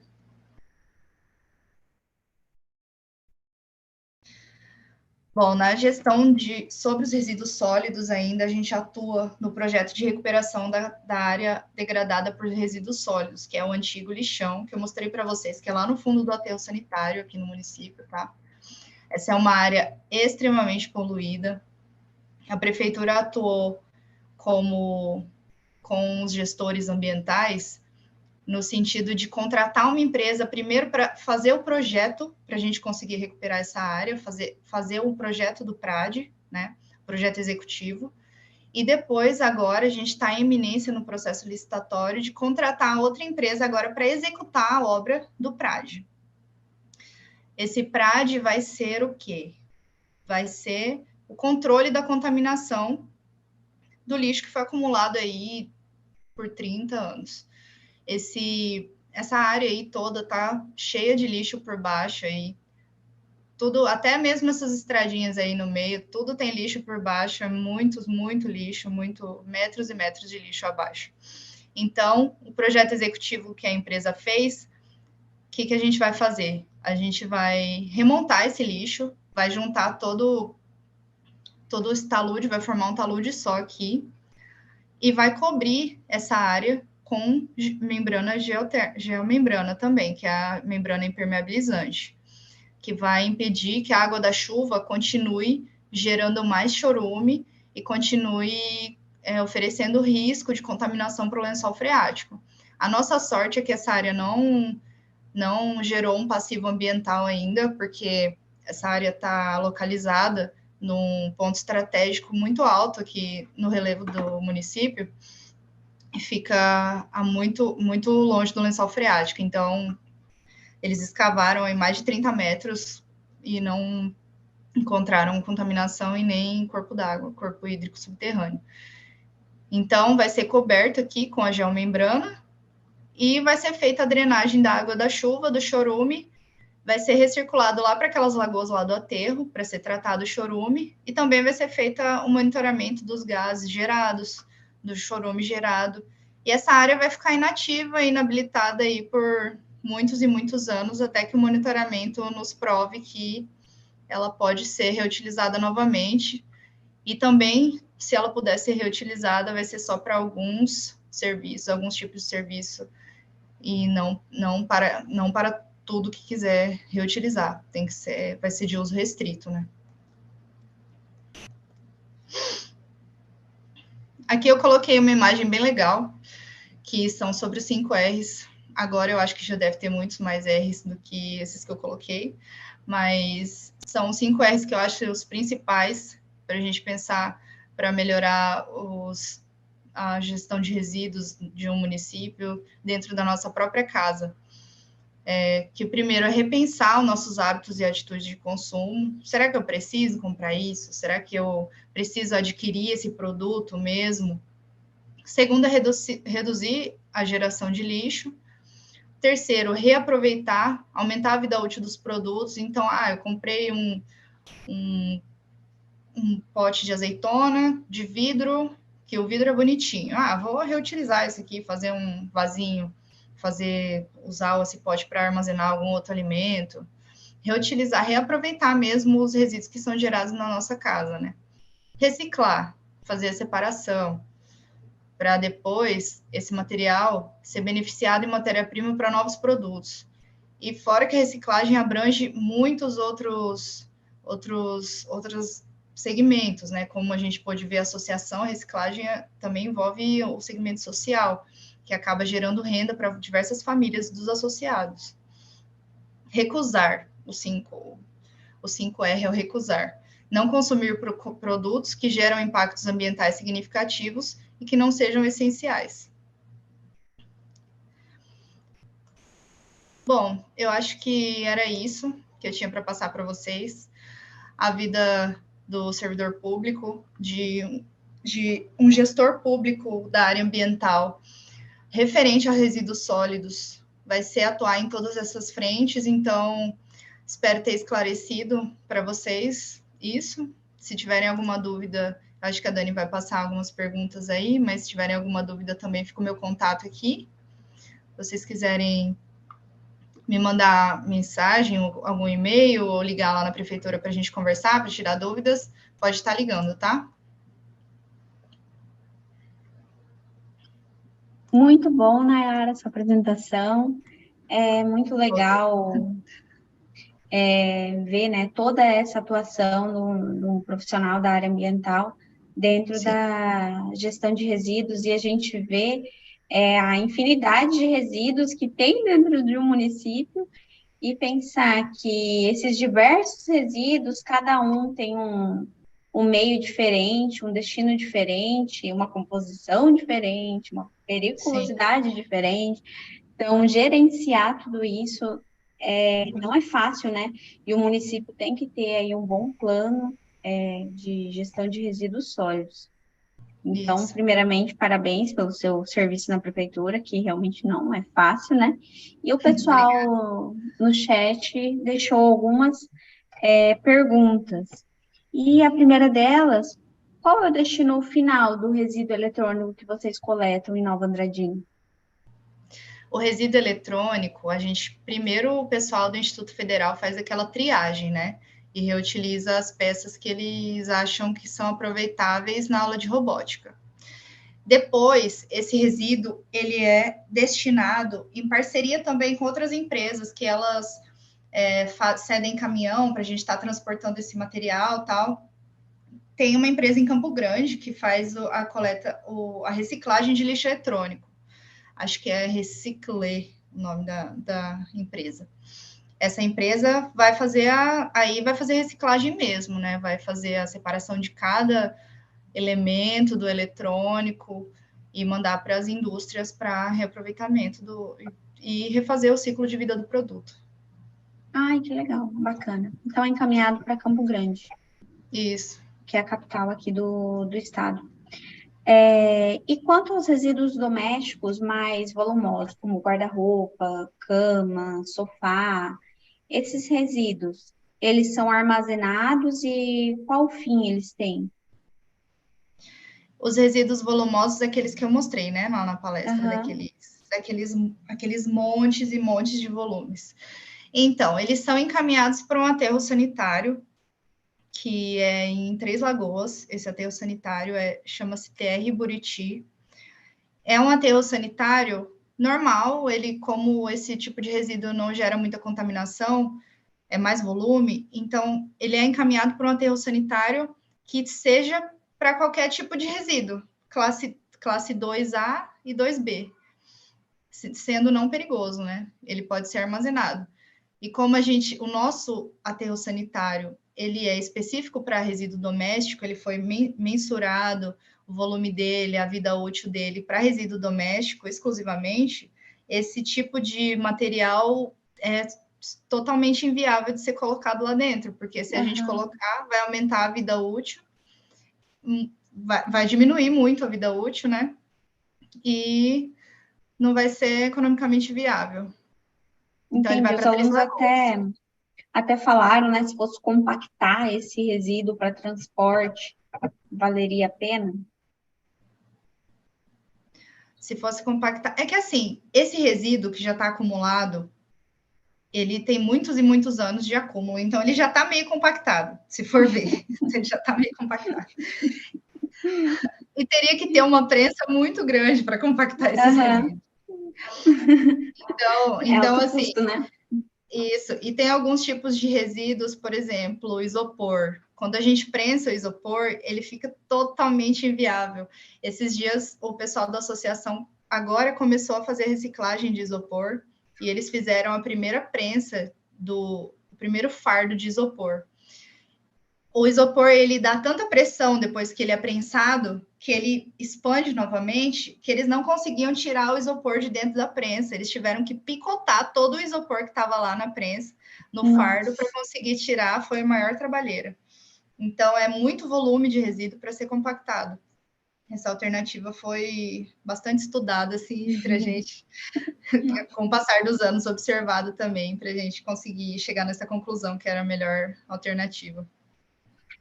Outra questão, a aluna Letícia, ela comentou que em frente à casa da mãe dela, se eu não me engano, tem uma área de proteção e ali tem vários animais, tem macaco-prego, capivara, alguns animais, e o pessoal descarta muito resíduo nesse local. Ela perguntou se teria alguma coisa que ela poderia fazer, sugerir para o presidente do bairro fazer, porque diz que eles já tentaram conscientizar ali a população e não resolveu. É no município de Dourados? Não, eu não sei qual é o município dela.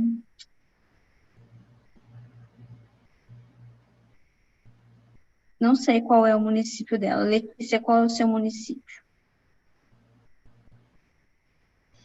Eu estou perguntando se é no município de Dourados, porque eu sei que no município de Dourados tem fiscalização ambiental, né? Mas se não for, mesmo assim, denúncia. Campo Grande. Denúncia Campo em Grande. Campo Grande. Não, lá com certeza tem. Então, denúncia na ouvidoria da prefeitura.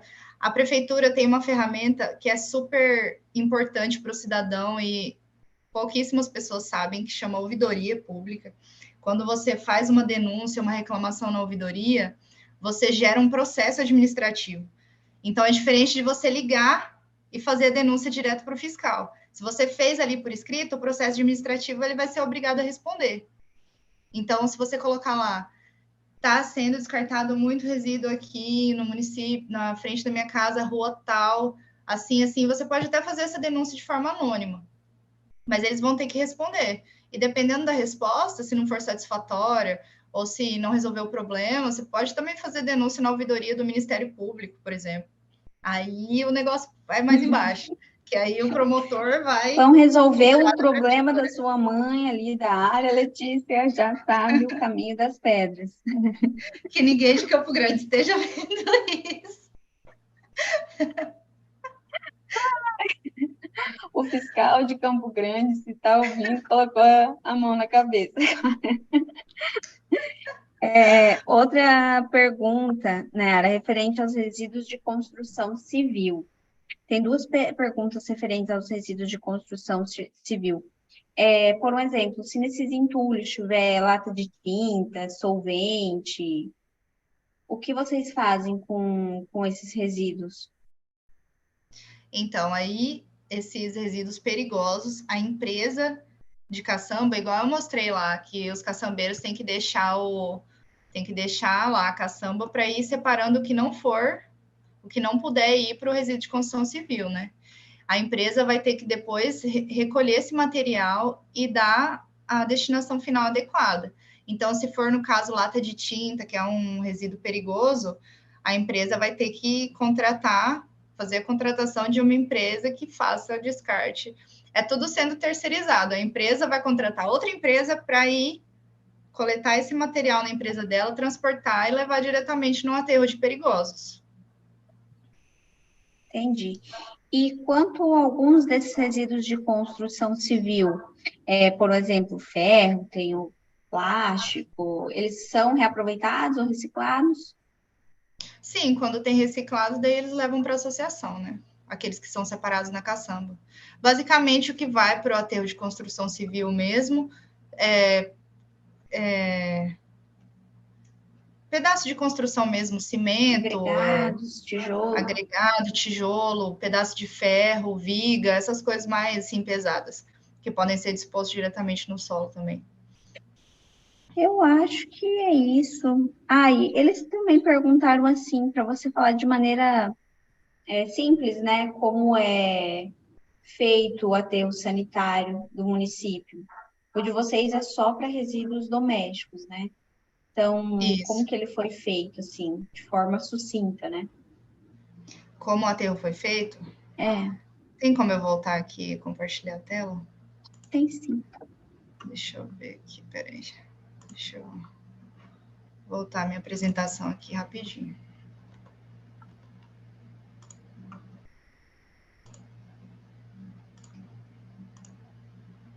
Só vou mostrar aqui na foto rapidinho para vocês do aterro. Peraí. Tá compartilhando ainda, Dani? Não está compartilhando. Deixa eu voltar aqui.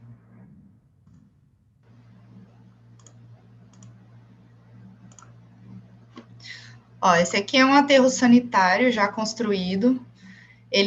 Essa água toda é da chuva mesmo, não é chorume isso aqui ainda. O aterro sanitário basicamente é um buraco cavado no chão, coberto com o solo super compactado, né? Coberto por uma camada de geomembrana. Essa geomembrana é impermeável, ou seja, não deixa a água da chuva passar de forma alguma o chorume ou qualquer líquido que for gerado aqui. Então, esse aterro sanitário é isso. Essa geomembrana é um material bastante custoso, então é um custo de construção aí, eu acho que é o material que mais pega no custo de construção do aterro, fora maquinário, fora compactador, fora hora de serviço. Aqui vocês podem ver que tem uns encanamentos aqui para cima. Esses daqui são os pré-drenos que são feitos já para o chorume e para o gás metano, antes de começar a operação do aterro, antes de começar a colocar lixo aqui dentro. Então, depois que eles drenaram toda essa água, aqui ficou terra, né? Uma camada de terra por cima da geomembrana, por cima dos drenos, né? Por cima do encanamento dos drenos. E aí, conforme eles vão colocando o lixo, vai sendo compactado, e depois vai fazendo camadas de terra e de lixo, de terra e de lixo, até que ele vai... Ah, não consigo voltar a apresentação, por isso que eu só consigo... Não, voltei agora. Espera aí, aqui. Camadas de terra e de lixo, né? E conforme eles vão colocando essas camadas, vai sendo feitos os drenos de chorume e de gás metano, para estar controlando os lixiviados que são gerados com a decomposição desse lixo. E depois, quando a célula é encerrada, é coberto com grama, nem parece que tem lixo lá dentro. Eu não sei se eu consegui responder a pergunta, mas basicamente é isso. Conseguiu sim, Nayara. O aluno perguntou aqui em questão da profundidade. Isso depende do volume, da vida útil, né? Então, Isso depende do projeto, depende da localização, depende do tipo de solo que ele vai ser implantado, depende da quantidade de área que você tiver também. Tudo depende da situação. do projeto, né? Do projeto, da vida útil do aterro, como se fosse do solo, né? Tudo isso. São variantes, né, que vão alterar aí o uso do lixão e também a vida útil do lixão, né? Perdão, do aterro Do sanitário. aterro sanitário. Lixão é lá no fundo. Perdão, engenheiro ambiental não pode falar isso, né? Então, mas muito legal, né, Ara? a parte do projeto, eu ainda não estava na prefeitura quando eles fizeram a licitação e tudo, eu não participei dessa parte do projeto para conseguir dizer com propriedade, né? Agora, a parte da operação atual, eu já estou sendo mais ativa, já estou participando mais, tanto porque eu sou fiscal de contrato do processo do aterro.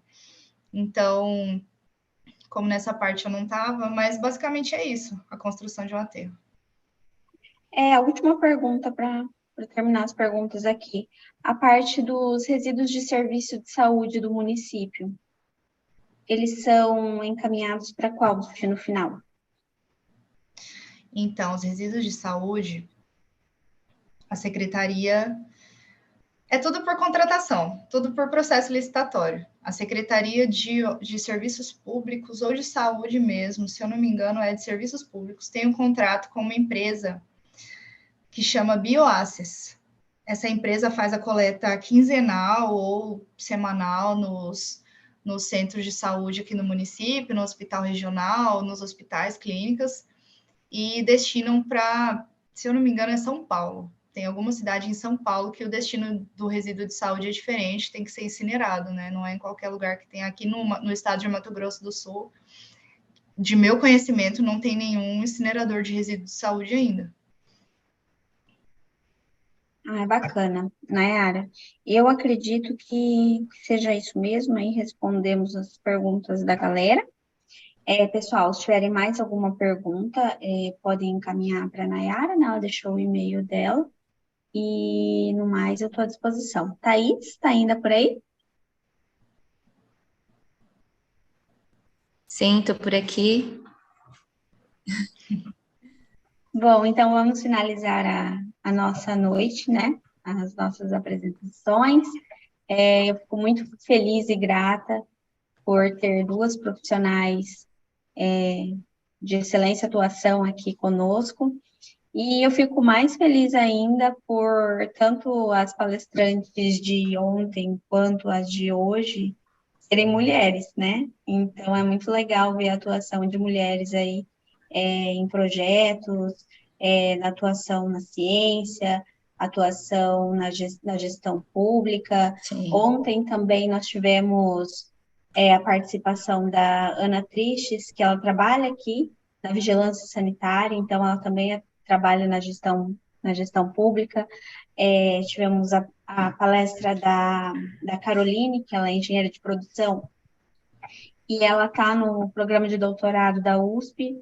Então nós temos aqui, né, várias mulheres aí representando a ciência, representando o trabalho da engenharia, né, no mercado. Então, as nossas alunas aí espelhem nessas profissionais e, né, o mundo é nosso, né? É isso aí. A mulherada aí tá tomando conta. Rapaziada que fica esperta, né? É só agradecer mesmo vocês pela participação, tá? E no mais, eu também me ponho à disposição de vocês, se precisarem de alguma coisa. A Unigran está sempre de portas abertas aí para receber vocês. Tá bom, Dani, obrigado pela oportunidade, tá? Obrigado por ter me convidado.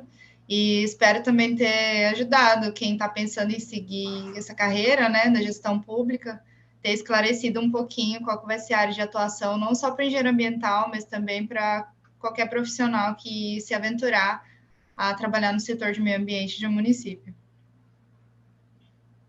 É isso. Falou muito bem, Nayara, parabéns pela sua apresentação, né, de muito Obrigada, conhecimento. parabéns também para você.